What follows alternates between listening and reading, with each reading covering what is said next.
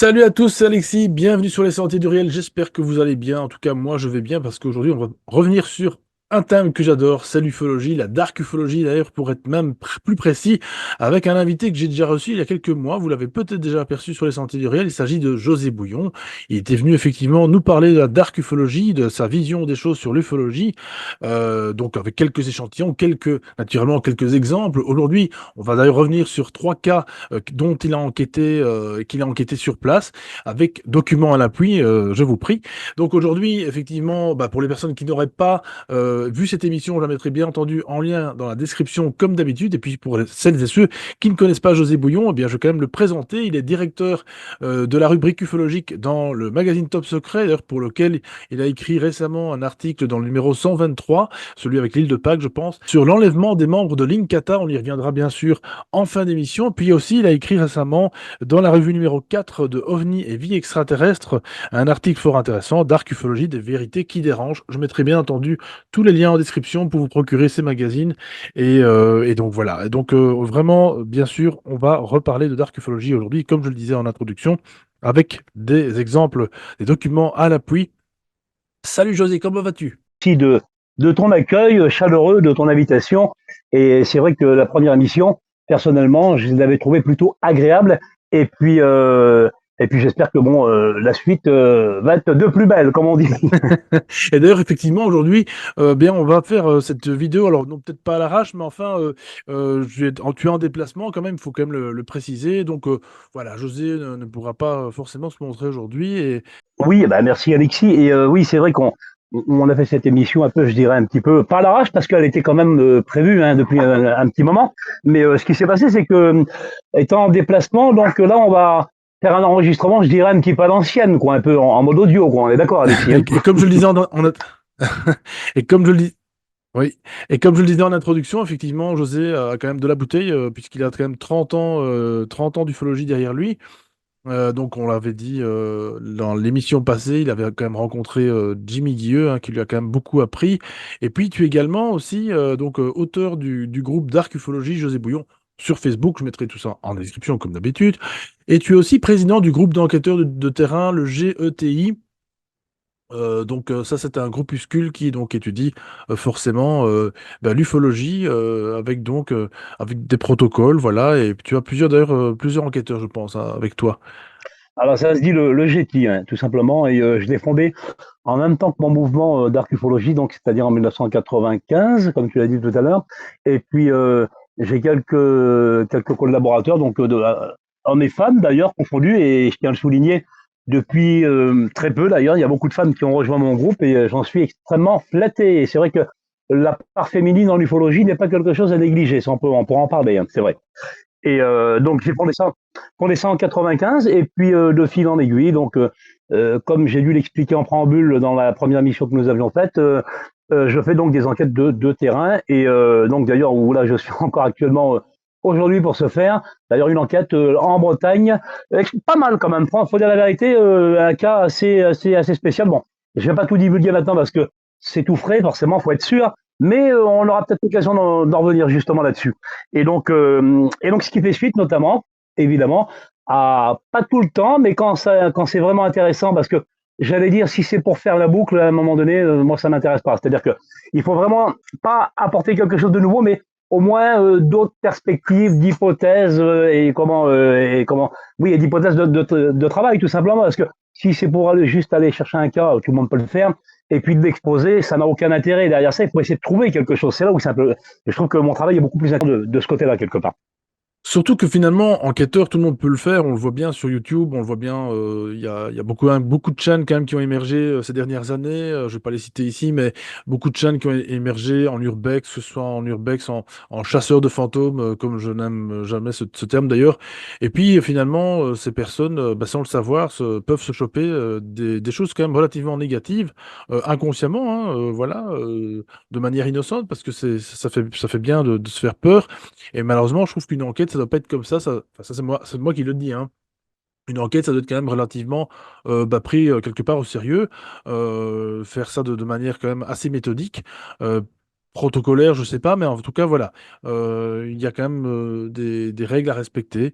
Voilà, on l'a déjà dit dans plusieurs émissions, et puis voilà quoi. Donc, Bah oui, et en plus, dans ce que tu dis, je pourrais me permettre de te répondre en te disant que, ben, moi, je trouve vraiment le côté, on va dire, bon, la nouvelle génération, entre guillemets, hein, attention, hein, mais honnêtement, oui. C'est-à-dire que pour certaines personnes, certains d'entre eux, pour ne pas les citer, donc des youtubeurs, hein, pour la plupart, faut dire la vérité, puisque c'est le moyen de communication quand même le plus adéquat à l'heure actuelle, je dirais que il y en a quelques-uns quand même qui sont venus justement vers moi, pas forcément pour me féliciter, mais quand même, en disant que, voilà, j'allais dire, il y a un côté quand même dans la nouvelle génération que je trouve quand même assez respectueux et qui est quand même louable. Donc, alors, ils sont pas tous enquêteurs de terrain, mais on essaye de créer justement ce qu'on appelle de l'émulation, pardon.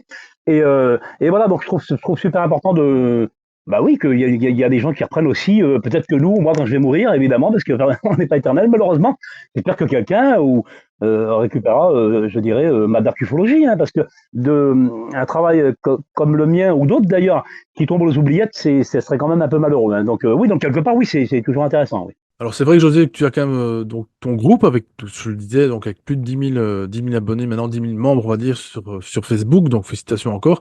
Et alors c'est vrai que toi, tu n'es quand même pas le seul non plus enquêteur, tu as quand même donc toute une équipe, c'est ce qu'on disait. Et donc, qu'est-ce que tu voudrais peut-être éventuellement un petit peu nous parler de ces personnes qui sont souvent d'ailleurs dans l'ombre? Oui, donc oui, je peux en jeter un mot, Alexis, c'est vrai. D'ailleurs, je remercie les gens qui me suivent depuis le tout début de cette aventure, donc en dark ufologie, c'est vrai, le groupe. Et, euh, et donc parce que c'est pas toujours évident ce que je dis ou ce que je pourrais montrer. Et c'est vrai que dans la première émission qu'on a fait ensemble, j'allais dire, c'était une présentation. Mais là, maintenant, on va pouvoir, j'allais dire, monter d'un cran et vous montrer justement les choses, quelques-unes, hein, que je trouve assez intéressantes pour vous les montrer. Et autant soit peu le crédit qu'on va pouvoir m'apporter en vous disant que quand même, ce sont des vidéos, les choses que j'ai faites avec les témoins, que je suis allé chercher directement chez eux, évidemment. Et donc, j'apporte évidemment beaucoup de caution et de crédit à ce genre de témoignages et de vidéos, évidemment. Hein. Oui, bah, bien sûr. Bah, en tout cas, merci pour ta réponse et puis d'apporter aussi justement un hommage à tes membres, effectivement, enquêteurs. Alors, je te propose, José, qu'on passe directement eh bien, au premier cas que tu as étudié et que tu veux nous présenter. Oui, alors on y va. Donc, c'est-à-dire que là, Alexis, là.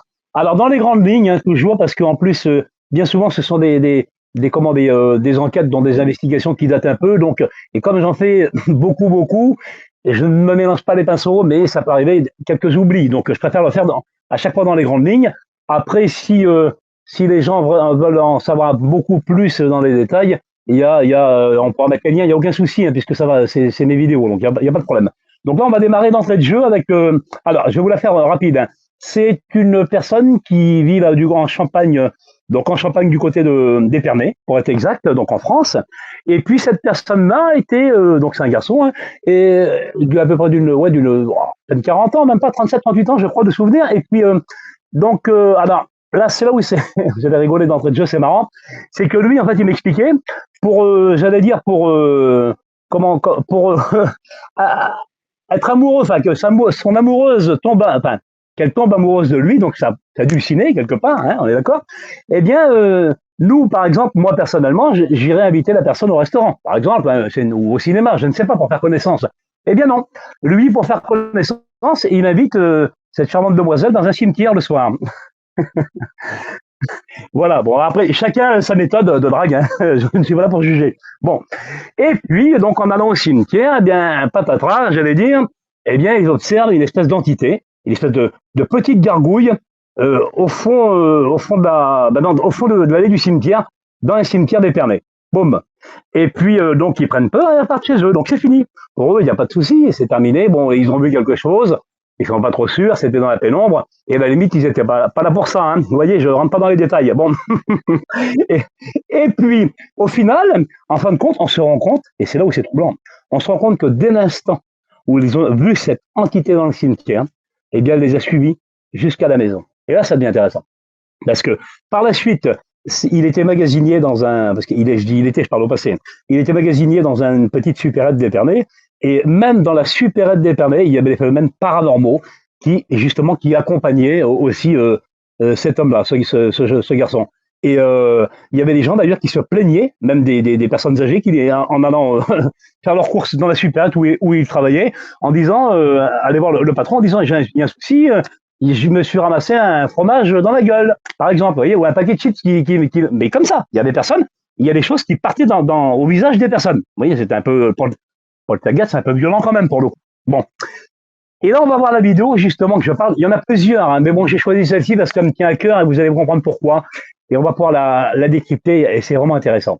Alors, et donc, un soir où il était donc de nuit faire le magasinier, donc ça peut traîner un peu plus tard, des fois, vous voyez comment que c'est.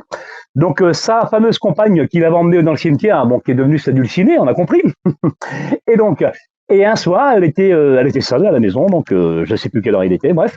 Et d'un seul coup, on entend du bruit à la porte d'entrée. Donc, vous voyez, c'est une double porte. Hein. Et donc, elle se dirige à la porte et là, elle voit la porte s'ouvrir et se refermer toute seule. Voilà. Mais vous voyez, il y a un truc qui est beaucoup plus troublant que ça. Alors là, on peut dire que c'est un phénomène par Rambo plus ou moins classique. Qu'est-ce qu'il raconte en darkufologie? Ben, vous allez comprendre que c'est de la darkufologie. Tout de suite, on va lier tout de suite les choses. Regardez. Et donc, avant d'aller plus loin, déjà, on va voir la vidéo tout simplement, je pense, Alexia.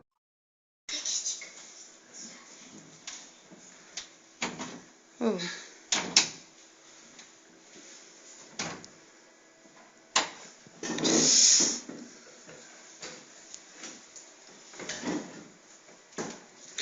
Wow.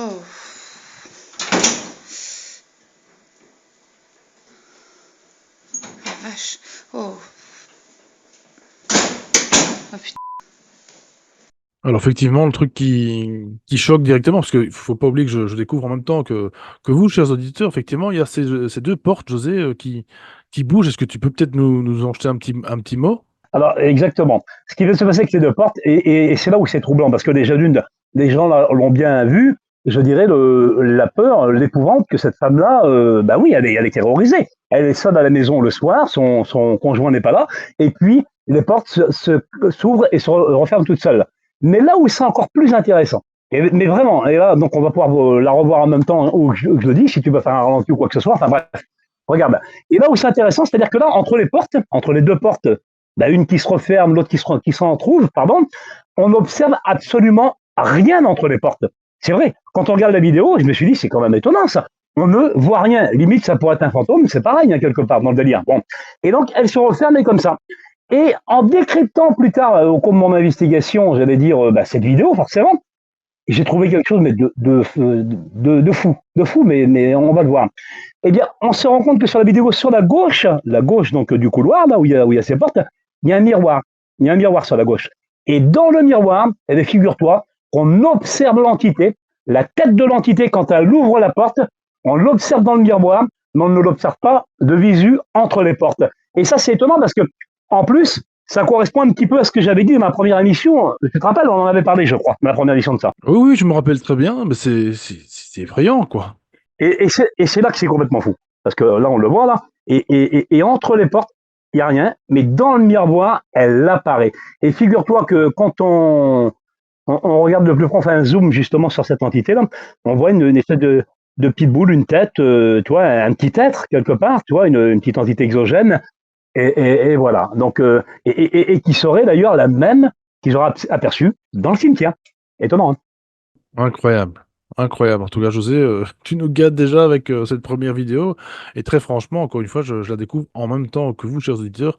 Et d'ailleurs, ça me rappelle un petit peu les analyses qu'on faisait en 2020 lors de ces lives aussi, José. Peut-être que tu le sais, on faisait des lives où on analysait effectivement eh bien, des documents, les documents des auditeurs qui ont bien voulu d'ailleurs m'envoyer eh bien, leurs photos, leurs vidéos, etc. C'était vraiment amusant. Peut-être qu'on en refera. Je ne sais pas. Pour l'instant, j'ai pas eu reçu assez de documents pour en faire, mais ma foi, ce sera peut-être prévu, chers auditeurs. Tenez-vous ça pour dit, tenez-vous au courant, abonnez-vous. De toute façon, je vous mettrai de toute façon tout ça par message sur Facebook aussi, sur ma page, bien entendu, des Sentiers du Réel. Alors, on va revoir effectivement. Alors, on va voir effectivement ici un deuxième cas, José, que tu veux d'ailleurs nous soumettre. Mais c'est étonnant. Oui, et puis en plus, on voit bien qu'il y a une entité qui suit les gens d'un cimetière, moi je l'ai dit, d'un cimetière jusqu'à chez eux, et qui les suit encore par la suite. Alors, je suis allé dans les grandes lignes, évidemment. J'ai d'autres vidéos, hein, j'ai d'autres, voilà, il y a même des photos, il y a autre chose.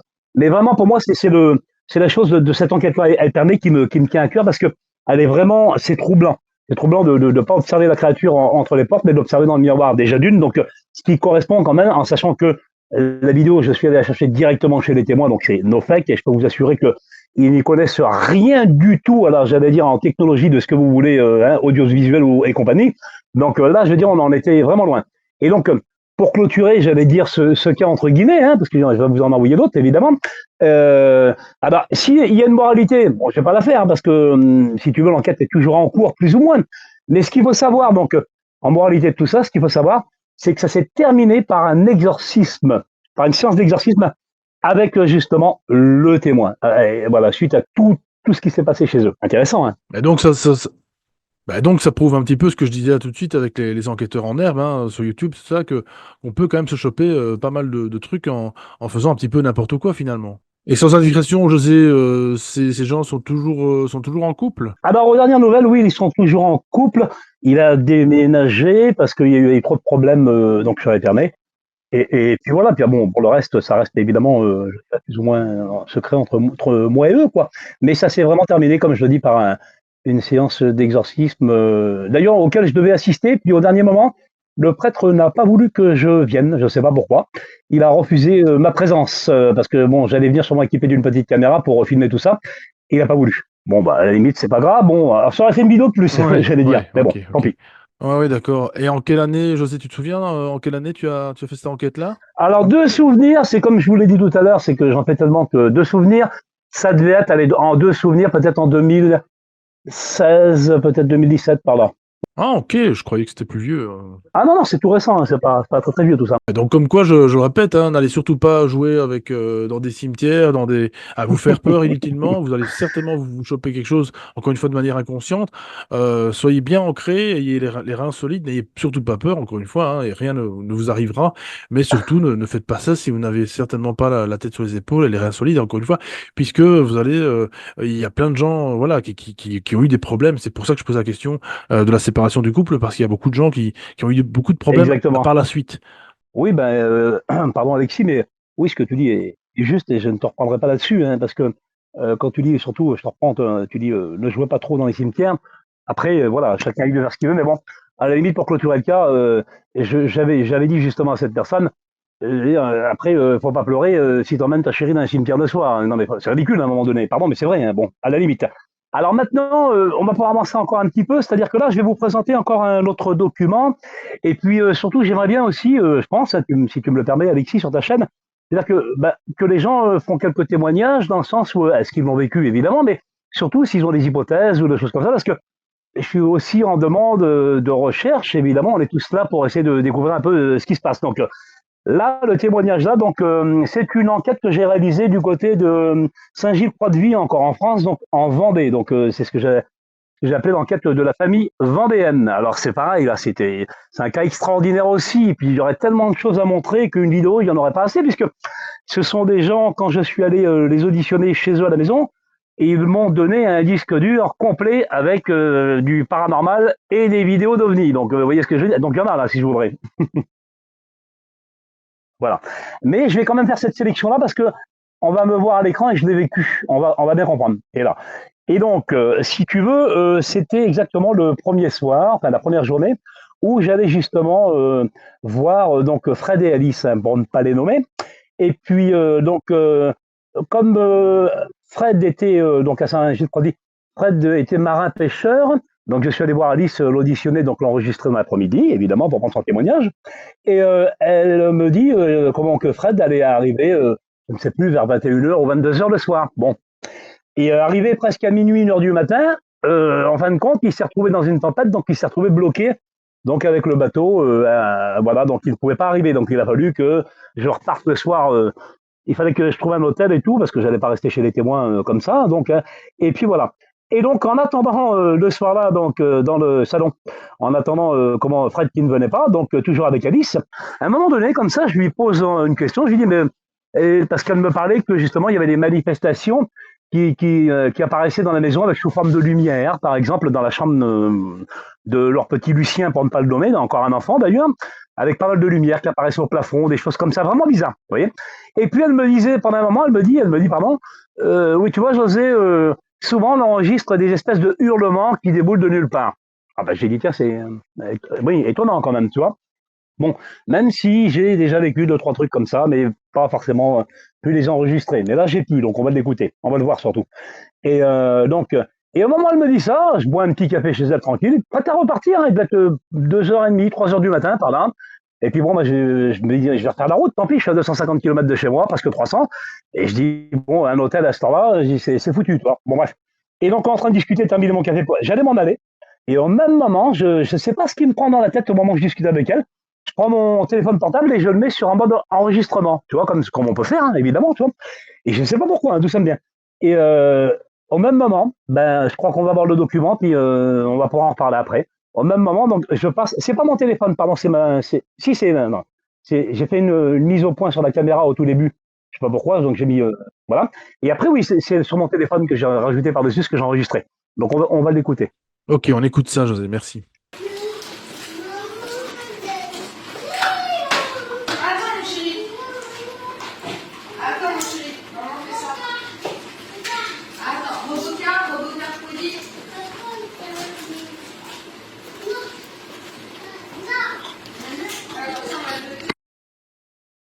Dans ce climat d'horreur que vivaient Fred et Alice, un soir, je décidai de laisser tourner mon téléphone portable dans le salon, en mode enregistrement. Je tiens tout d'abord à vous dire que ce que vous allez entendre a été réalisé sans aucun trucage.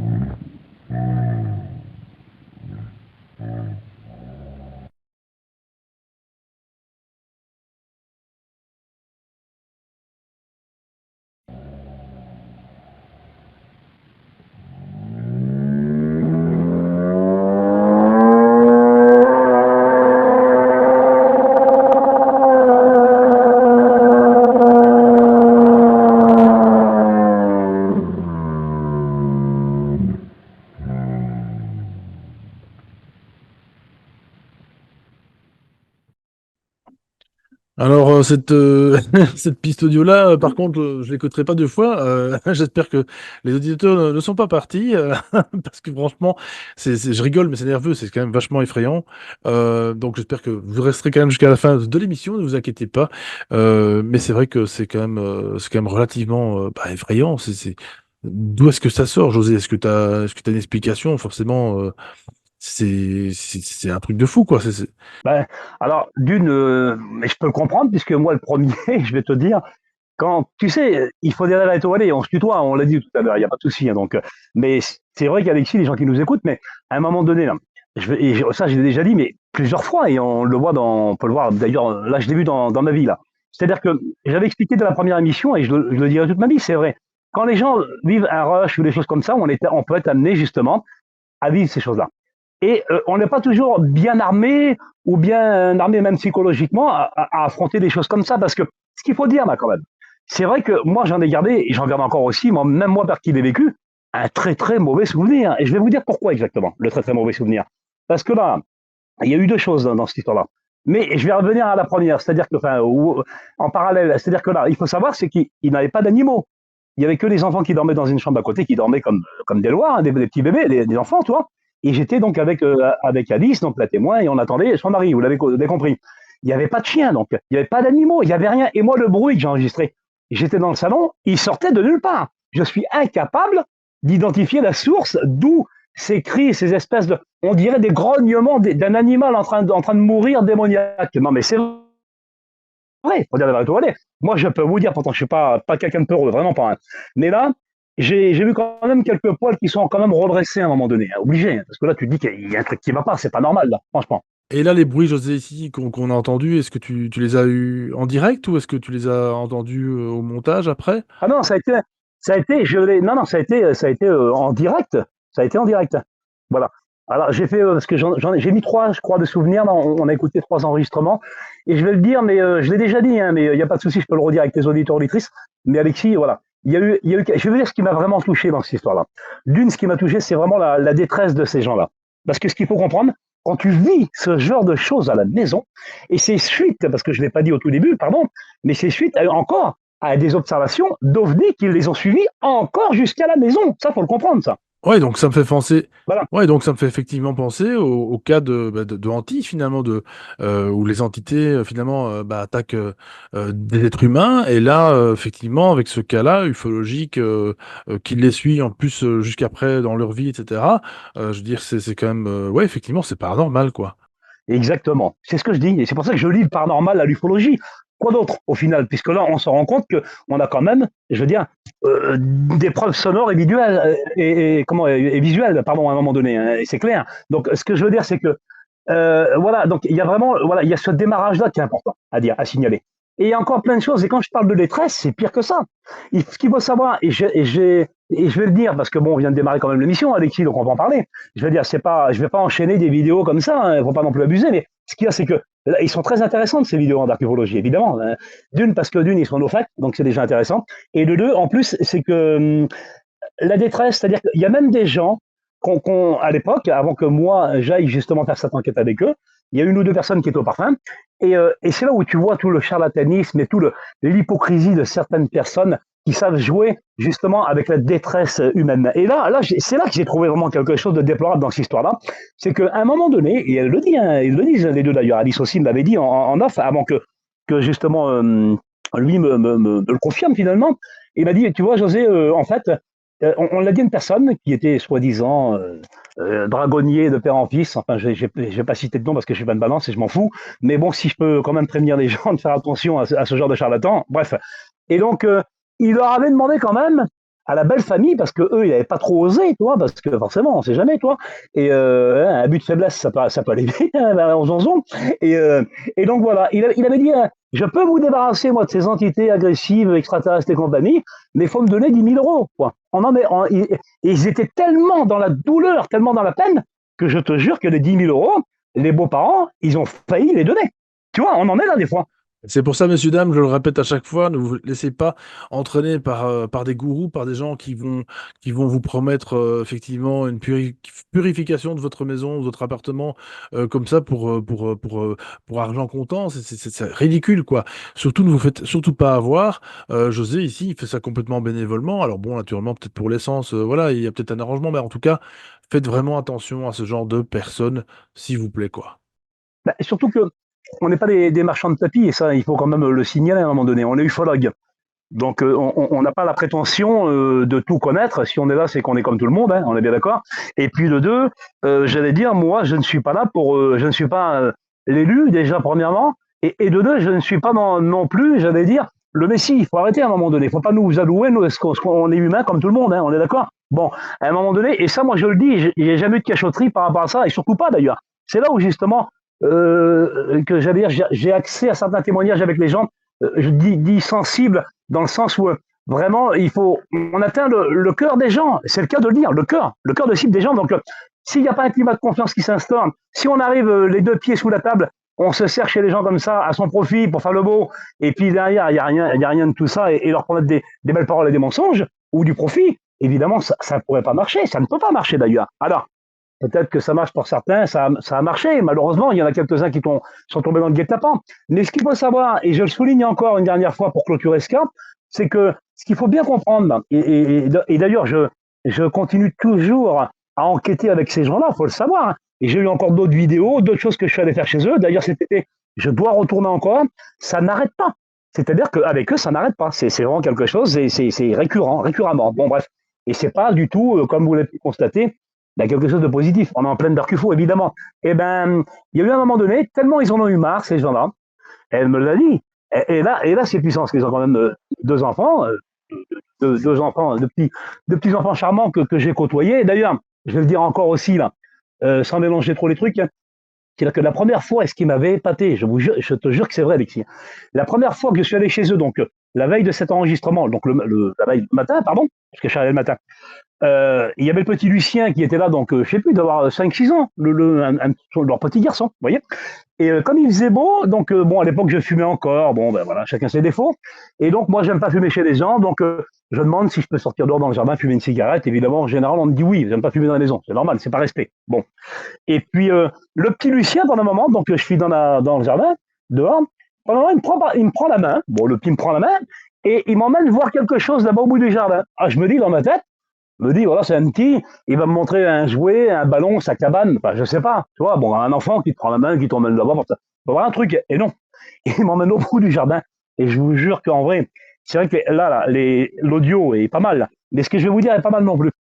Il me prend la main, le petit, alors qu'il savait pas parler, faut le dire, il avait des problèmes d'allocution, vraiment, il était régulièrement chez un orthophoniste et tout, il ne savait absolument, il avait pas parlé, donc je me répète, et à un moment donné, il me prend la main, et tu sais ce qu'il me fait, Alexis, je te jure que c'est vrai, je me rappellerai toute ma vie.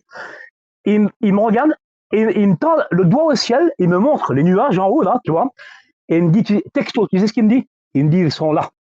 Je te jure, il me dit, ils sont là. Alors, je veux dire, quand tu arrives, la première fois que tu vas faire un truc chez des gens comme ça, il m'avait briefé, les gens, en me disant, tu vois, José, tu vas venir, il est possible que tu vis des choses avec nous à la maison. Le gamin ne sait pas parler, et il me dit, il me lève le doigt, il m'emmène au bout, et il me dit, ils sont là en me montrant le ciel. Putain, et ben d'entrée, tu sais, je veux dire, ça fait quelque chose, là. Déjà, tu sais où t'as mis les pattes. Eux, ils les voient, hein, eux, ils les voient. Oui. Clairement, ils les voient et les enfants, faut les écouter absolument, faut pas les brimer. En tout cas, moi, je trouve que c'est un honneur, quoi. Enfin, quelque part, c'est, ouais. Alors, un honneur, je sais pas, mais ça laisse des marques, en tout cas, hein, je vais pas mentir, ça laisse des marques. Oui, voilà, façon de parler. En tout cas, c'est quand même quelque chose qui ne se reproduit quand même pas comme ça en se levant le matin. Je veux dire, c'est quelque chose qui arrive vraiment à un moment T et vraiment, voilà, je pense qu'il faut être humble, je dirais plutôt. Faut être humble devant des événements comme ça et remercier limite, pourquoi pas. Oui, un honneur, évidemment, que ces gens m'ont fait, évidemment, et c'est un grand honneur, on est d'accord. Moi, j'avais pensé dans le sens où c'est un honneur de vivre ces choses-là. Ben non, je me suis dit non, c'est pas un honneur de vivre. Moi, personnellement, je ne prends pas comme un honneur de vivre les choses épouvantables que j'ai vécues dans ma vie avec les gens ou qu'ils ont vécu, évidemment. Voilà.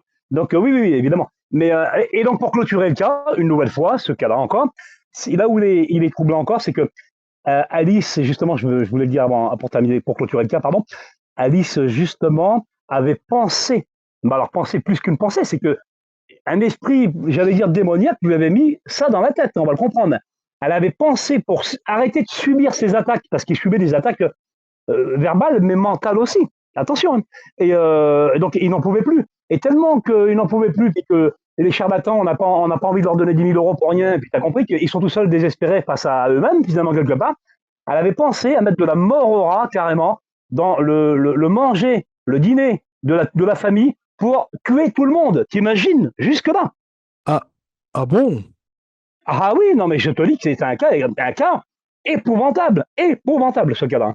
Et d'ailleurs, pour ne pas la citer, d'ailleurs, je pense que ça va lui faire plaisir, une de mes collaboratrices et enquêtrices de mon groupe, justement, le GT, hein, qui s'appelle Virginie. Virginie, actuellement, je ne vais pas trahir le secret, est déléguée justement sur un cas, sur une enquête, en ce moment même où on parle, en France, où un père de famille a exécuté toute sa famille vis-à-vis d'une entité exogène qui lui a mis ça dans la tête. Et au bout d'un moment, il les a tués en vrai. C'est une pure vérité. Donc on pourra en reparler. Même Virginie, on pourra même l'inviter j'allais dire, pour qu'elle en parle, parce qu'elle est déléguée à cette enquête-là. Donc, vous voyez, donc oui, non, en dark-ufologie, on ne se prive surtout pas de ça, parce que nous, on le sait très bien maintenant. Il y a une liaison qui est faisable. Elle est faisable, cette liaison-là. Bah, en tout cas, merci José de ce partage. Et puis, effectivement, Virginie, voilà, elle est bienvenue, bien entendu. Il n'y a pas de souci avec ça. Vraiment, vraiment merci, quoi. Ah, ben de rien, de toute façon, on est là pour on est là vraiment pour le partage. Et puis bon, après, chacun en fera son idée ou ses hypothèses ou ce qu'il veut. D'ailleurs, c'est ouvert, hein, il n'y a aucun souci, c'est ce que j'ai dit tout à l'heure.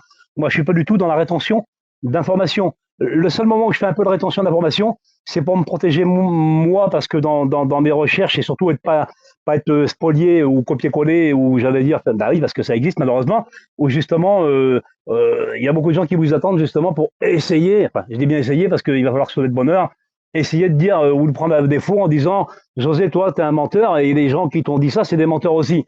Alors oui, certes, ça peut arriver d'être trahi comme dans toute chose, hein, mais pas sur des faits et des choses aussi dramatiques que ça. Je suis désolé, hein, pour le dire la vérité. Hein. Donc voilà. Et donc là, on peut repartir, si tu veux, dans une autre vidéo encore. Alors c'est très bref encore, mes vidéos sont brefs, hein, mais peut-être lourdes de sens, peut-être que ça va parler à des gens, encore une fois, c'est vrai.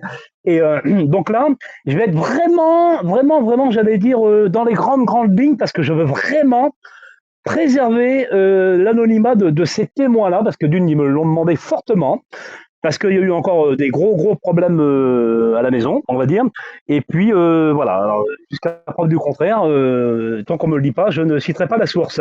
Par contre, je vais quand même montrer ce qui s'est passé. Alors, une nouvelle fois dans les grandes lignes, c'est alors je vais dire une bêtise, hein, je vais dire, tiens, je sais pas, je vais dire à Rennes, par exemple, en Bretagne, là, la ville pas très loin de chez moi, je vais dire, ça s'est passé à Rennes. Alors, pas du tout, ça s'est passé dans une petite ville de Cambrousse, entre guillemets. Bon, et donc, c'est un jeune couple qui emménage dans une nouvelle maison, une vieille demeure, donc c'est pas à Rennes, parce qu'à Rennes, il n'y a pas de, il n'y a pas de vieille longère comme ça. Donc, en campagne, pardon. Voilà. Et donc, ils emménagent, donc ils ont eu un coup de cœur. Ils ont eu un coup de cœur. Elle, par exemple, elle a eu, comme elle m'a dit, tu vois, José, j'ai eu comme un appel, alors que des maisons, on en a visité plein, mais c'était celle-ci qu'on voulait. C'était comme si il fallait que, ben justement, on aille habiter dans cette maison-là. Bon, déjà, premièrement, hein, un petit signe, hein, on en fera ce qu'on en voudra. Bon. Et, et puis, donc, de fil en aiguille, mais pas très longtemps après, peut-être 3, 4 mois après, 6 mois, j'ai plus de souvenirs, bref, c'était pas long. D'un seul coup, il commence à avoir des manifestations encore dans la maison, des phénomènes de poltergeist, des choses qui se déplacent, des trucs comme ça. Et puis, à un moment donné, on sent bien que tout, comme par hasard encore, et hein, on l'a déjà dit que le hasard n'existe pas, eh bien, c'est concentré sur une de leurs filles, une petite adolescente de 12, 13 ans, je crois encore, hein, de souvenirs. Bon. Et apparemment, ça la viserait à elle. Mais quand je dis viser, il y aurait une entité par exemple, qui lui balance des couteaux, tu vois. Et si elle n'a pas le réflexe d'esquiver, par exemple, eh ben, elle se prend le couteau en pleine tête carrément. Imagine le truc. Voilà. Ah oui, on en est là. Hein. Et donc, c'est une entité, apparemment, je le dis avec beaucoup de pincettes, mais je le dis quand même, qui en veut à leur fille et qui veut carrément la tuer, quoi, à un moment donné. Et à un moment donné, il n'y a pas d'erreur sur la marchandise. Elle se casse la jambe suite à un truc comme ça. Ben, il y a vraiment, la pauvre petite est vraiment désespérée, les parents aussi, parce que il y a vraiment cette entité-là dans la maison qui ne veut pas apparemment qu'elle est dans la maison, tu vois, cette charmante demoiselle. Bon, bref. Et il y a un moment donné, donc on m'explique le cas me revient à mes oreilles, par une tierce personne de mon équipe d'ailleurs. Et puis, donc, on me dit, José, si tu veux, alors c'est pas sûr qu'il va se passer quelque chose, mais tu peux quand même venir un week-end à la maison et on sait jamais, par exemple. Bon. Alors, évidemment, je fais mon taf d'enquêteur d'arcufologue de terrain, et puis j'y vais. Et je crois que j'y vais, je crois que c'était vendredi. Vendredi, et je repars le dimanche soir. Et le samedi, le vendredi, il n'y a rien eu.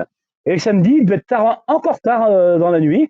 Je laisse ma caméra tourner, tu sais, sur le rebord de la cuisine, dans le salon. Mais sans plus, les gens. Et donc, parce que je laisse tourner ma caméra, pardon, mais parce qu'on va voir la vidéo, et je le dis là tout de suite comme ça, parce que sinon on peut pas le savoir.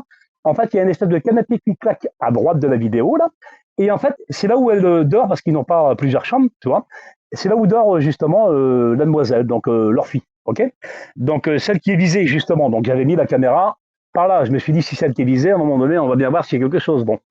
Et puis à un moment donné, moi la télé est allumée et moi je pars, je sais plus que dans une autre pièce avec les parents et je laisse tourner ma caméra, tu vois. Et en revenant sur le coup, parce qu'en fait, c'est elle qui nous l'a dit, elle est venue en courant, la petite, en disant ah, il y a eu encore un truc et tout ça. Et c'est après qu'en visionnant la caméra, j'ai vu en fait qu'on voit à un moment donné, et c'est là où c'est fou, on voit quelque chose qui se jette pratiquement à 10 centimètres de sa tête où justement l'adolescente est couchée, quoi. Donc elle est vraiment visée là, tu vois, well done. Bon. Et donc on va regarder peut-être la vidéo, je vais dire encore autre chose après. Ouais, c'est parti.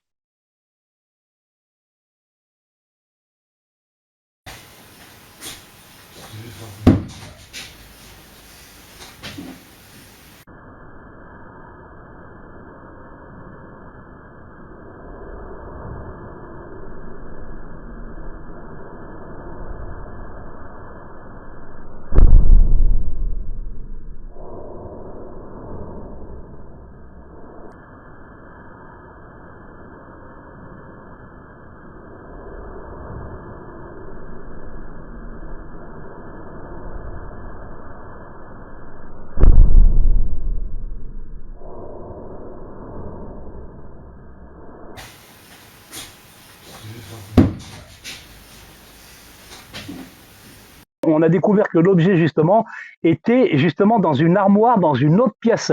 C'était une théière, tu vois, un service à théière, tu vois. Donc c'était une grande théière, tu sais comment ça s'appelle, pardon, j'ai plus le, bah, tu vois la matière là, comment, pardon, En porcelaine. en porcelaine, pardon. Non, en porcelaine, voilà, c'est ça.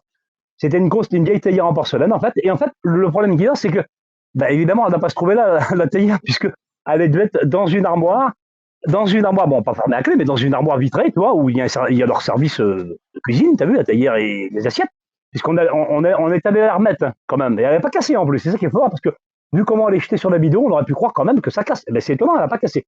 Et, euh, et donc c'était ça. Mais quand on regarde bien la vidéo là qu'on vient de voir, ce qui est étonnant, et j'ai fait un zoom, les gens ont bien compris, c'est qu'en fait la théière, elle déboule d'en haut, c'est-à-dire du grenier, là, enfin on pourrait dire qu'il y a un grenier en haut, tu vois, et en fait elle déboule de nulle part, parce qu'il n'y a pas de trappe là, où elle est jetée, elle est projetée sur la gamine, tu vois, il n'y a pas de trappe, il n'y a rien du tout. Elle est, on va dire, elle s'est dématérialisée pour être jetée dans la tête de la gamine, mais là par contre elle a été loupée, et heureusement pour elle. T'imagines, c'est comme là, on a une réelle. Quand j'ai eu cette vidéo-là, pardon, je me suis dit, un réel objet une réelle dématérialisation, tu vois, c'est quand même fort, hein. Franchement, réel en plus, hein. Ah ouais, non, c'est dingue ce truc. Enfin, c'est complètement inexplicable. Moi, je suis sans voix, franchement, José. Moi, je comprends toujours pas ce genre de vidéo. Là, c'est Copperfield, quoi. Là, bon, je sais, là, je plaisante un petit peu, mais je sais que c'est pas ça. Mais voilà, il y a vraiment quelque chose qui s'est passé ce jour-là. Un vortex, j'en sais rien comment est-ce qu'on pourrait appeler ça, mais c'est complètement fou, quoi.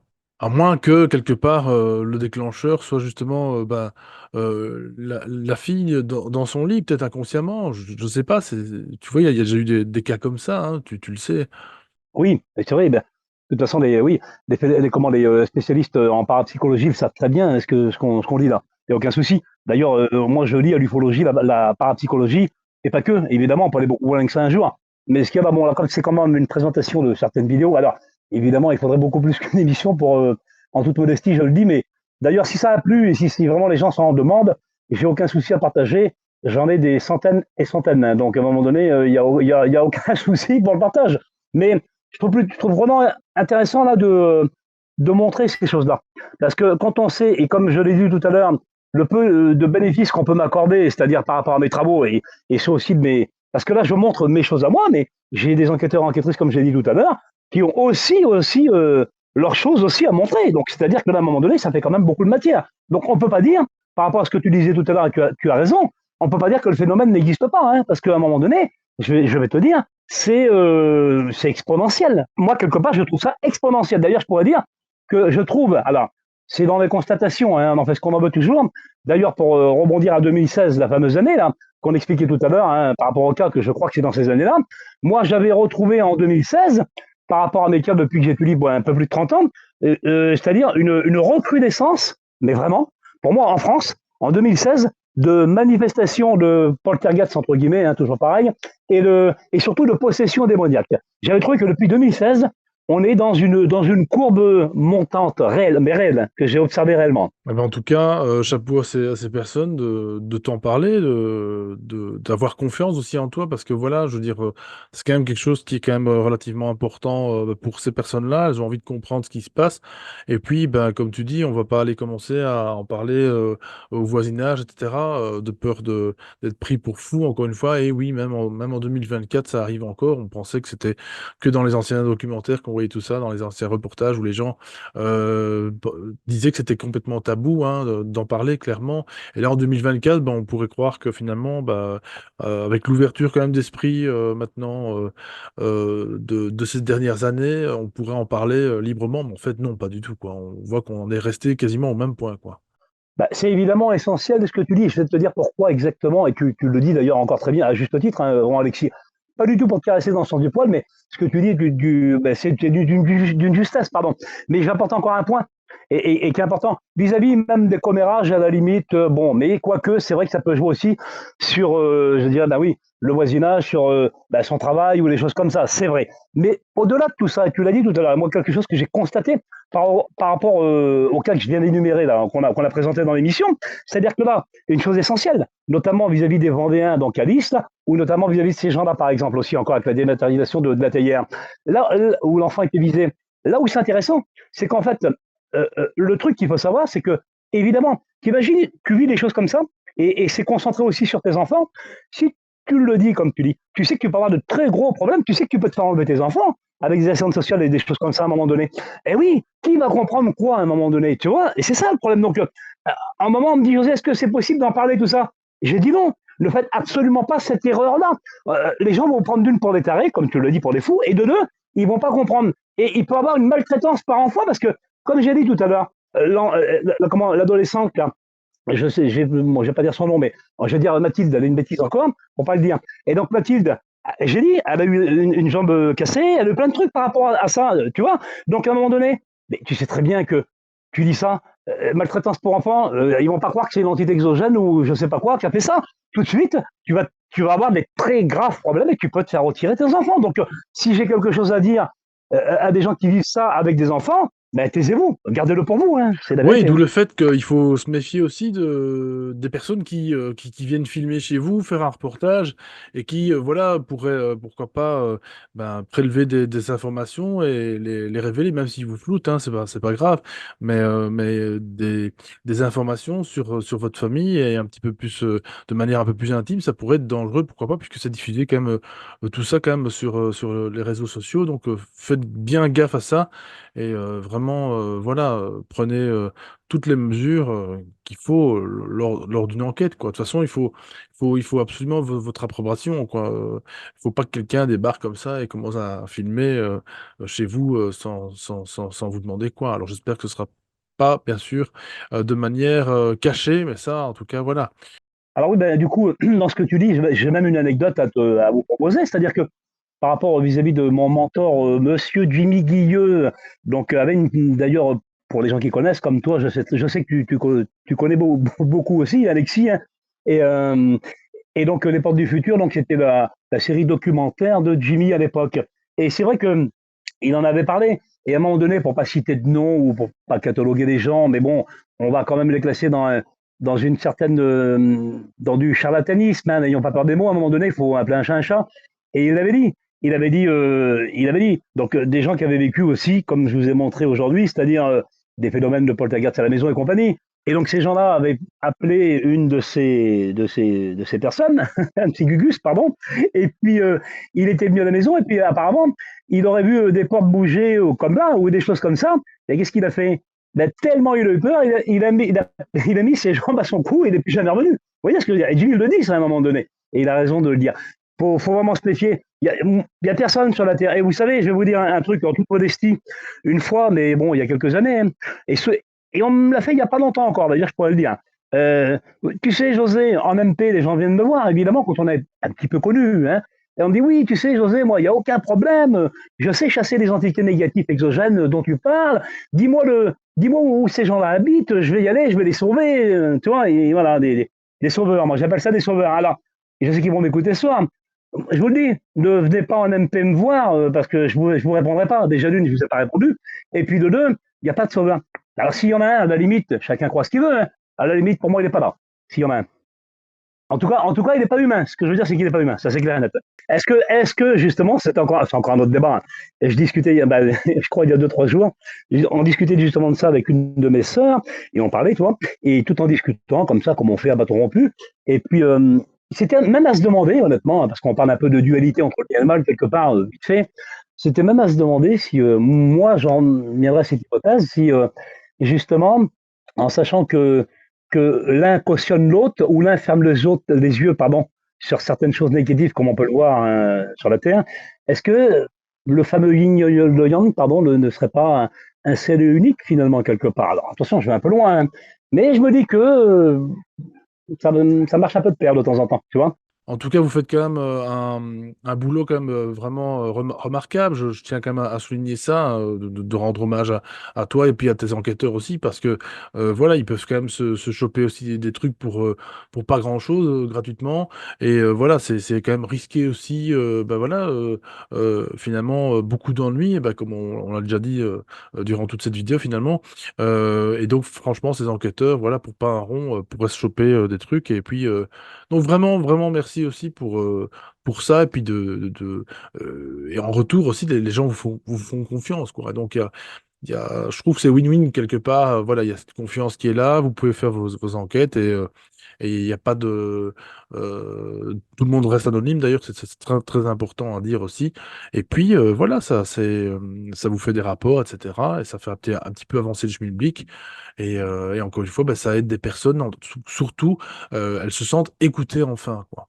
Non, non, ce que tu dis, c'est encore juste parce que, et donc, comme oui, tu le dis parce que, en plus, tu parles des enquêteurs, enquêtrices de mon groupe, et en même temps, ça va les flatter, et d'ailleurs, ils le méritent, hein, vraiment, ils le méritent autant que moi et d'autres, hein, il n'y a aucun souci, hein. D'ailleurs, on n'est pas du tout sectaire, je ne le suis pas, j'espère que ça s'entend, mais ce qu'il y a, c'est que voilà, à un moment donné, oui, et je l'ai dit, et je le redis encore quelque part, hein, pour répondre, c'est-à-dire que on en amène toujours un petit bout à la maison, mais c'est une pure vérité encore, je le répète, mais c'est vrai.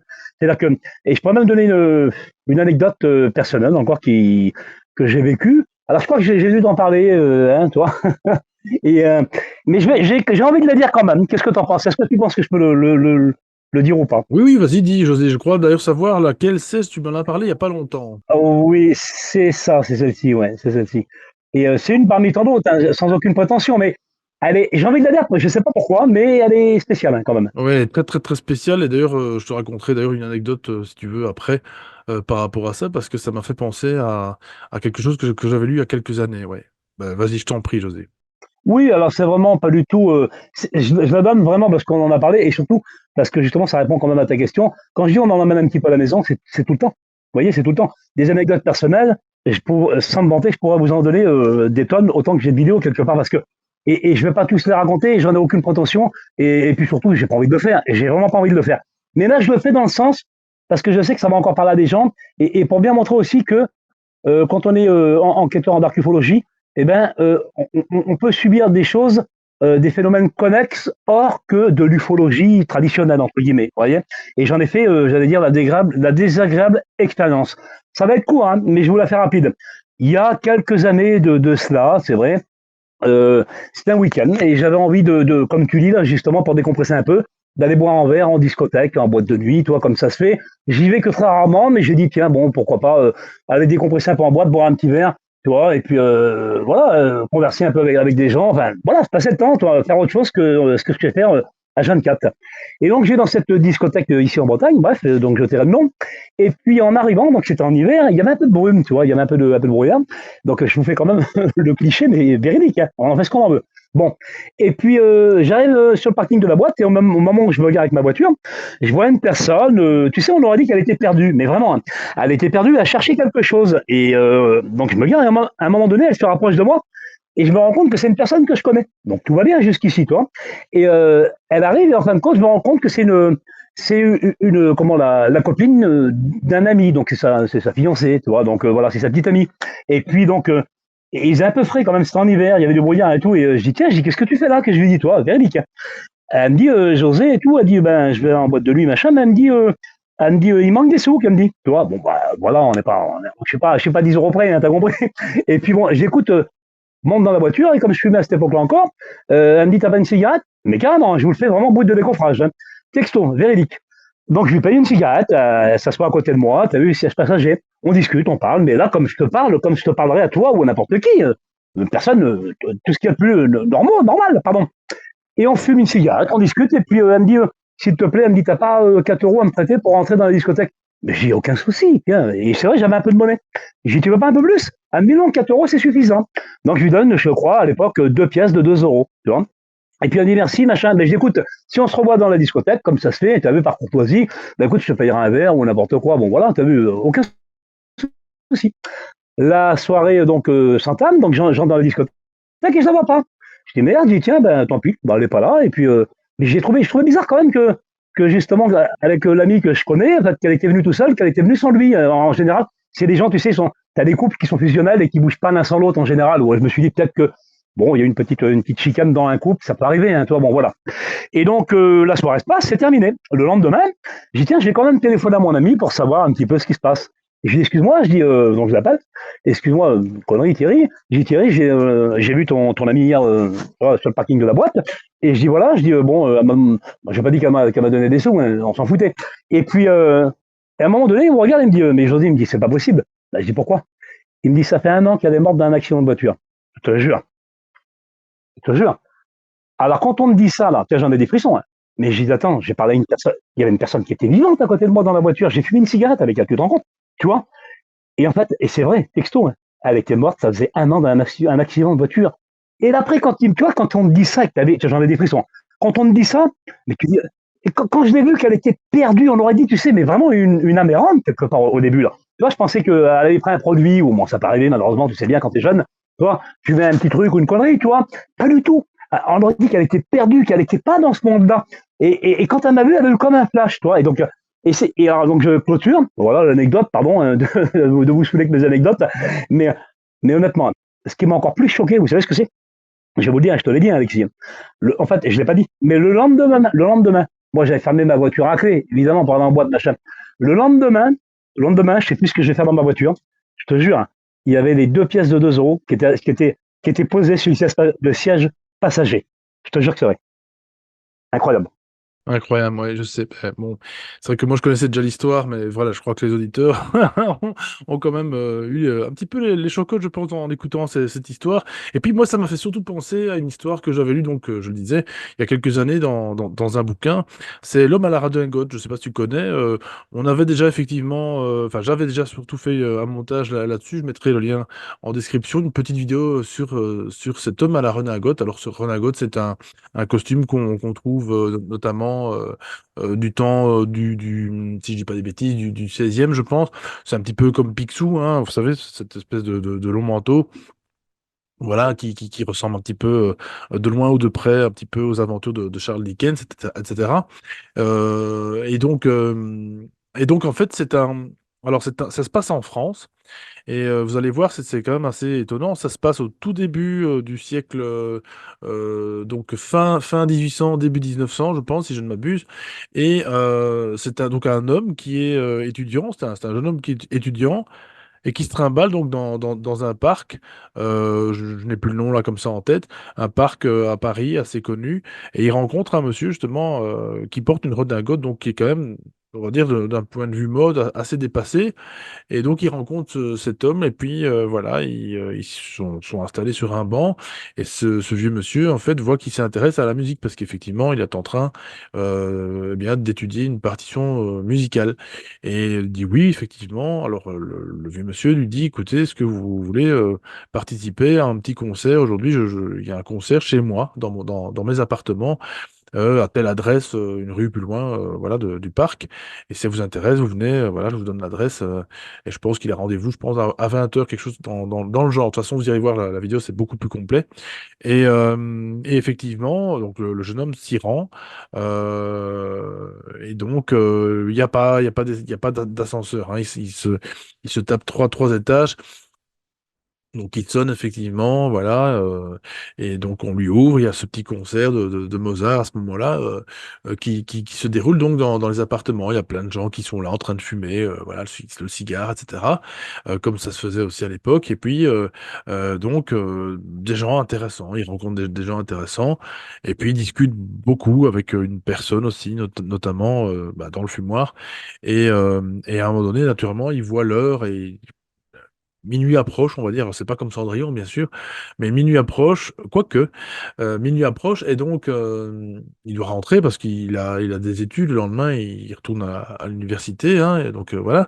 Donc il doit quitter absolument, bah, son hôte, hein, finalement. Il s'excuse, voilà, écoutez, je dois vraiment m'absenter, voilà. Il y a pas de problème. Donc voilà, il ferme la porte, il redescend, les 3 étages, et il se rend compte qu'en fait, au rez-de-chaussée, une fois arrivé au rez-de-chaussée, ben, en fait, il n'a pas son briquet, un briquet que lui ont offert, ses parents, un briquet en or en plus. Donc là, il se retape les 3 étages, il ressonne, bah, chez le monsieur justement pour récupérer son briquet, sauf que, ben, on lui répond pas en fait.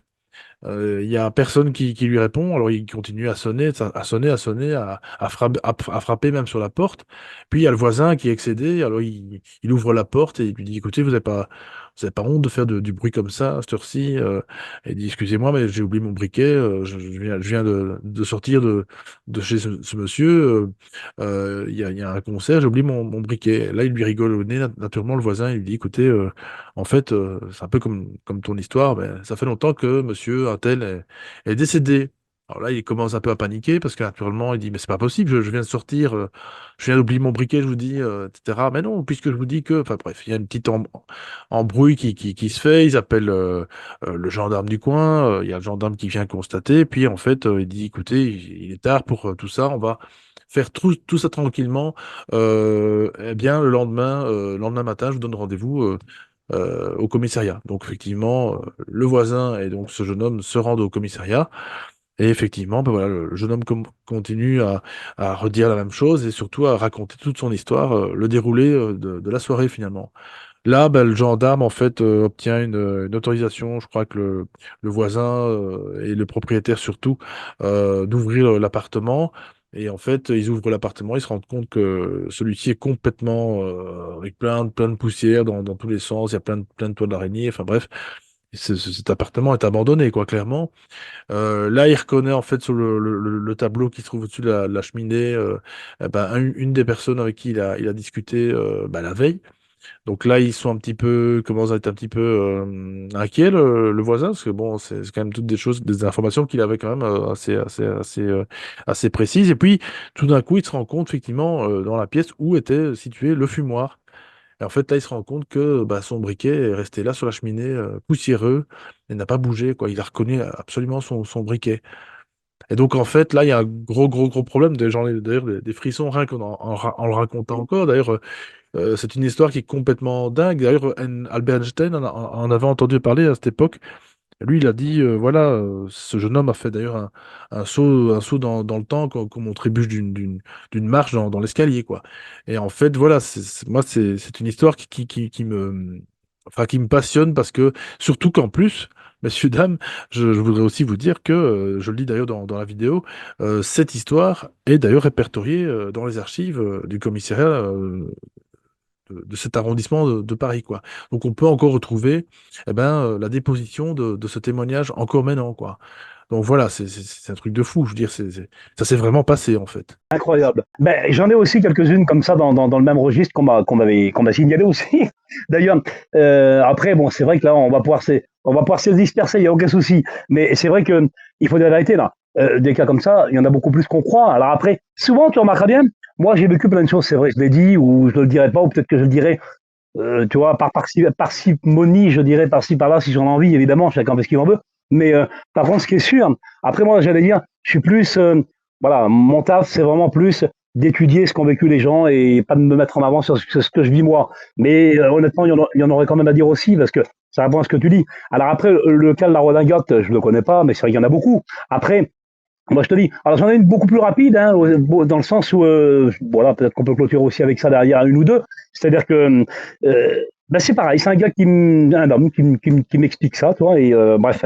D'ailleurs, de souvenir, il était très émotionné, comme on dit, parce que beaucoup d'émotions, parce qu'on va comprendre pourquoi.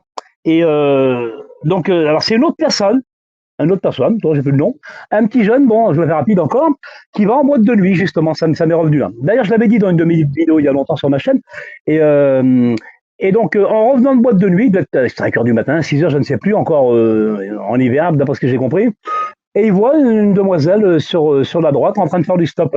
Il se dit, et puis vraiment habillé en tenue, tu sais, vraiment d'été, quoi, tu sais, léger, tu vois. Et donc en hiver, il se dit, donc il freine, tu vois. Il la regarde, il ouvre la portière, tu vois, il dit, mais qu'est-ce que vous faites là? Qui lui dit, en plein, t'as pas froid? Qui lui dit comme ça, en plein hiver et tout. Elle dit, non, bah non, j'ai pas trop froid, machin, est-ce que tu peux me déposer chez moi, là-bas, à Bécherel, d'ailleurs, ça s'appelle Bécherel. Tu vois, Bécherel. Est-ce que tu peux me déposer à la maison? Tu vois. Ben oui, pas de souci, ben, ça tombe bien, en plus, j'habite Bécherel, donc dis-moi où t'habites. Ben, elle me dit, j'habite un petit peu plus haut, en face du cimetière, qu'elle lui dit, à Bécherel. Tu vois. Bon. Et donc, il la dépose, il n'y a pas de souci à la maison, ben, je te remercie pour tout, qu'il lui dit, toi, et elle lui dit, ben écoute, voilà, le week-end prochain, qu'elle lui dit, je vais peut-être retourner en boîte de nuit, si on se voit, si tu veux me ramener, comme chez lui stop et tout, toi. Oui, il n'y a pas de souci, dis-moi, j'y retourne. Tranquille. Le lendemain matin, je sais plus ce qu'il va faire dans sa voiture, il regarde et il voit son écharpe, tu vois. Ah, il dit, tiens, ben, la mademoiselle que j'ai ramenée hier soir chez elle, elle a oublié son écharpe. Je vais lui ramener, normal. Bon. Il sonne à la porte, les gens couvrent la porte, donc la personne, l'homme que je te dis qui m'a expliqué, hein, son père, de la personne qu'on va comprendre, hein, que j'explique, pardon. Et voilà. Et il lui dit, ben, c'est moi qui ai ramené hier soir votre fille, ben, je suppose, de boîte de nuit, et elle a oublié son écharpe, il lui dit. Il dit, monsieur, il dit, c'est pas possible. Il dit, notre fille est décédée. Je te jure que c'est vrai. Et l'autre, donc le père qui m'explique ça, en vrai, il avait les larmes aux yeux, l'homme, hein. Bah, tu m'étonnes, hein, il parle de sa fille. Et il emmené donc, pardon, cette personne dans la chambre, parce qu'ils avaient gardé tout, ben, oui, il y a des parents qui ont du mal à faire un deuil, et on peut le comprendre, hein. Pardon. Et donc, il avait emmené dans sa chambre, il y avait effectivement tous ses affaires, et il manquait justement la fameuse écharpe. Étonnant, hein. Ah, effectivement, ouais. Moi, je te dis, ces histoires-là, c'est du pain béni pour les oreilles. Moi, je trouve que c'est vraiment important de conscientiser que tout ça, ça existe. Et encore une fois, ben, noter un maximum de témoignages comme ça, pourvu que la personne soit quand même relativement honnête et assez franche et assez oui, oui, honnête pour raconter tout ça. Parce que bon, je pense pas qu'on puisse inventer des histoires pareilles. En plus, c'est dans le vécu, je veux dire, dans les tripes. Quand quelqu'un vous raconte ça, vous devez quand même ressentir si quelqu'un bah, vous baratine finalement. Et donc, ouais, non, c'est vraiment important des histoires comme ça. C'est bien la preuve qu'il y a quand même des bugs dans la matrice, quoi, quelque part, hein. Donc, Ben, c'est ça qui est étonnant, bien sûr. Alors après, évidemment, après, les propos n'engagent que leurs auteurs, hein, on est d'accord, Alexis. Mais, et c'est pour ça qu'on ouvre, hein, et j'entends bien, on ouvre les hypothèses et chacun en fera ce qu'il en voudra, évidemment. C'est pas une question de croyance, hein. Mais là où je te confirme, et peut-être qu'il y aura d'autres émissions pour en parler, parce que quand je donne quelque chose, en général, c'est que j'ai déjà ma petite idée derrière la tête, hein. C'est-à-dire que, évidemment, tu as raison, tu as encore raison, et c'est vrai, parce que si tu veux, ta logique est bonne, hein, pour moi, personnellement. C'est-à-dire que en archéologie, dès l'instant où il y a matière, ben, il y a réflexion, en fait. Tu vois, tout est dit quelque part là. Et c'est là où c'est intéressant. Alors, tout est dit, on n'a rien dit. Mais je laisse quand même avec toi subodorer quelque chose derrière, parce que, évidemment, que les amérances, les fantômes, comme tu le soulignes, ça existe, on n'est pas con, tout va bien. Alors, est-ce que j'ai vraiment vu, moi, je vais te dire, vraiment vu, moi, dans mon cas personnel, est-ce que cette fille-là, est-ce que c'était vraiment elle? Non, mais à la limite, on peut se poser des questions quand on le vit, tu vois. Parce que tu vois, parce que ce qui est étonnant, c'est que j'ai retrouvé quand même mes deux pièces, mes 4 euros, tu vois, sur le. Imagine que j'ai donné des pièces à personne, quoi. Ils sont tombés sur le coussin, tu vois, sur la banquette de la boîte. C'est fou, hein, quand on y pense. Mais il faut pas aller trop loin quand même, parce qu'après on peut partir dans du n'importe quoi. Et je ne m'aventure pas là-dedans. Par contre, je ne parle de que ce que je connais réellement, tu vois, ce que j'ai étudié. Et c'est vrai que ça, là, le côté matériel et le côté, comme tu l'as dit tout à l'heure, d'ailleurs, Gilles le disait, donc le côté, si tu allais par là, moi, si tu veux, alors j'ai un terme pour ça en archéologie, on a un terme que j'essaye d'employer et de faire employer à mes enquêteurs, enquêtrices de mon groupe, c'est-à-dire que moi, je ne parle pas de vortex. Quelque part, pour moi, vortex, ça ne veut pas trop dire grand-chose. Je parlerai plus, enfin, pour moi, je parlerai plus d'anomalie temporelle, pour être plus concis, pour moi, voilà. Parce que le cas que tu dis par rapport à l'homme à la redingote, tu dis il aurait pu aller dans un autre espace-temps ou des choses comme ça. C'est vrai qu'il y a des choses, moi j'en ai déjà entendu, mais qui n'ont pas vraiment de sens. Tu te dis, mais c'est quoi ce délire? Et en vérité, des gens l'ont vécu, l'ont réellement vécu. C'est carrément fou hein, quand on y pense. Il y a tellement de choses, évidemment, on peut clôturer avec ça en disant que on ne sait pas tout forcément, mais il y en aurait tellement à dire, et puis surtout, il y en aurait tellement à vous montrer sans prétention. Et puis j'espère qu'on fera d'autres émissions, justement, si ça intéresse les gens, et avec des thèmes bien précis. Alors, il y a eu quelques vidéos, Alexis, qui ont été montrées et on l'espère démontrées. Mais et surtout, voilà, ce qui est intéressant, les vidéos que j'ai montrées, voilà, déjà l'une, c'est important de le dire, déjà c'est no fake. Ce qui est important à l'heure actuelle en 2024, hein, si tu vois ce que je veux dire, malheureusement. Et puis, alors, c'est sûr que c'est pas hollywoodien, hein, il n'y a pas un extraterrestre qui est tombé d'un ovni, et tu vois. Mais quand on regarde bien, quand on sait que c'est vrai, ça laisse songeur quand même. Tu vois. Ouais, ça laisse songeur, et c'est surtout une époque formidable. Encore une fois, je le répète toujours dans plusieurs émissions, une époque formidable où on peut enfin témoigner de manière quelque part ouverte, bah, qu'on y croit, qu'on n'y adhère pas, peu importe. Avant, tous ces témoignages finalement étaient un petit peu mis voilà, sous capot, quelque part, c'était pas non plus public. Et puis encore une fois, voilà, c'était aussi une autre époque où il fallait faire attention à ce qu'on dit, mais on l'a su, on l'a vu durant cette émission en 2024, il n'est pas bon tout dire, donc voilà. Donc José, je crois qu'on va terminer tout doucement cette superbe émission. Alors je voudrais quand même qu'on revienne sur tes deux articles, donc celui que tu as écrit dans Top Secret, et puis donc aussi dans OVNI et vie extraterrestre. Oui, alors oui, bah, donc du coup, j'allais dire pour mon compte personnel, oui, j'ai écrit en ce moment 2 articles, c'est vrai. Donc le premier, comme tu l'as souligné, dans OVNI et les extraterrestres, donc des vérités qui dérangent. Et là, il y en aurait beaucoup à dire parce que évidemment, j'ai vraiment élargi un petit pamphlet de l'ufologie, un petit tour d'horizon, je dirais, de l'ufologie mondiale dans le côté négatif entre les gens qui s'intéressent aux ovnis, les gens qui ont vu les ovnis, les gens qui étudient les ovnis et les enquêteurs de terrain dans les ovnis. Tu vois, ça fait beaucoup. Et on se rend compte que dans toutes ces catégories-là, eh bien, oui, il y a toujours un côté négatif. Et j'essaie de le démontrer plus ou moins dans cet article, c'est vrai. Alors après, dans Top Secret Magazine, c'est différent parce que là, vraiment, je tiens à le dire, alors déjà, c'est une enquête. Je vais pas du tout spoiler l'article, mais on aura l'occasion, j'espère, si tu veux, d'en reparler vraiment parce que il faudrait pratiquement une émission complète pour en parler tellement c'est un dossier excessivement lourd avec beaucoup de ramifications. Alors, qu'est-ce que c'est l'Inkatha? C'est un groupuscule, c'est-à-dire en Afrique du Sud, tu sais, avec par rapport à l'apartheid ou les choses comme ça.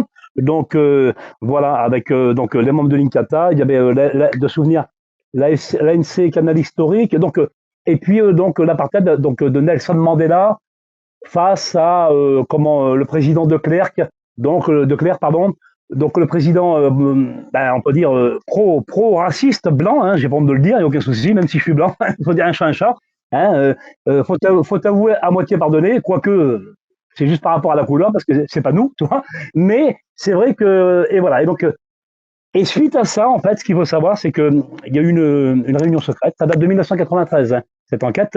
Et donc, moi, j'ai eu la chance de faire une contre-enquête avec le témoin, l'investigateur en Afrique du Sud du côté de Johannesburg, tu vois, avec l'investigateur qui a découvert ces choses-là, tu vois. Et puis, et aussi une personne que je vais citer qui est mon ami, qui s'appelle Hugo Nard, donc un ufologue français que j'imagine il y a pas mal de personnes qui connaissent.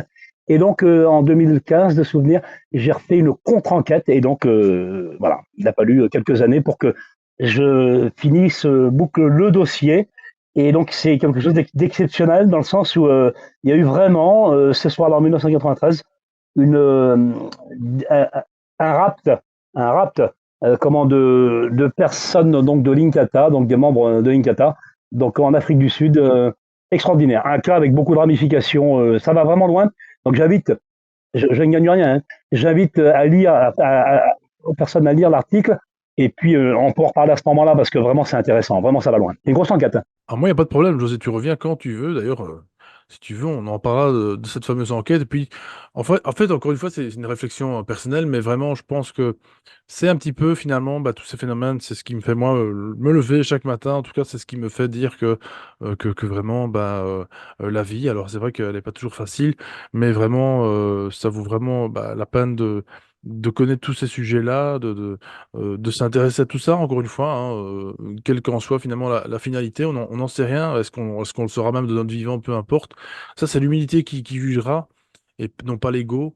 Et je pense qu'il est vraiment temps qu'on écoute encore une fois de plus en plus les gens, et puis comme fait José, et puis comme fait toute l'équipe du GT. Donc voilà, vraiment, vraiment grand merci aussi à vous. Et puis Heureusement d'ailleurs, hein, sinon la vie ne mériterait pas d'être vécue, on est bien d'accord, hein. Heureusement d'ailleurs. Bon, mais non, non, écoute-moi, je voulais quand même vraiment, et je le dis vraiment, comme tu dis, avec mes tripes, c'est-à-dire vraiment te remercier pour ton invitation et puis et surtout pour ta bienveillance parce que tu sais, je veux dire sur YouTube ou que ce soit à droite à gauche, les gens ne sont pas toujours bienveillants et donc et c'est là où je le dis aux auditeurs auditrices qui nous écoutent. Voilà, Alexis est quelqu'un de bien. Il faut quand même le dire à un moment donné. Moi, je le connais un petit peu en off maintenant. Voilà et je me permettrai pas de partager le peu que j'ai comme ça à n'importe qui ou n'importe comment parce que voilà, après tu le mérites et tu mérites beaucoup plus, tu le sais très bien, mais voilà, donc vraiment, je te dis vraiment un gros merci de ma part et de mon équipe, hein, réellement. écoute, c'est moi qui vous remercie. J'espère que les éditeurs aussi auront apprécié cette belle émission avec, je vous l'avais dit en tout début, avec donc des documents à l'appui, cette fois-ci, avec des images, des documents, donc vidéo, c'est vraiment important. C'est ce que je disais, donc peut-être qu'on refera, pourquoi pas, un live, un de ces jours, peut-être à la rentrée, un live paranormal où on analysera vos documents. Ça me ferait vraiment plaisir de reprendre ceci. Alors on verra un petit peu, comme je vous le disais, il faudrait que j'ai des documents, assez bien de documents pour ça, pour pouvoir quand même tenir au moins 2 heures de live et puis pouvoir rendre tout ça intéressant. En tout cas, on vous remercie de nous avoir écoutés jusqu'au bout. J'espère que ça vous a plu. Donc n'hésitez pas à commenter, à liker, à partager cette vidéo surtout, je vais y arriver, et puis à vous abonner au Santé du Réel, ça fera plaisir, surtout pour le recensement. N'oubliez pas aussi que j'ai des liens de soutien pour les Santé du Réel, c'est très important sur YouTube en ce moment. Un lien Patreon également pour les vidéos qui sont censurées. Voilà, donc je vous mets tout ça dans la description. À tout bientôt, mes chers amis. N'oubliez pas de passer une très bonne semaine d'ici là, à la semaine prochaine. Ciao, ciao, salut!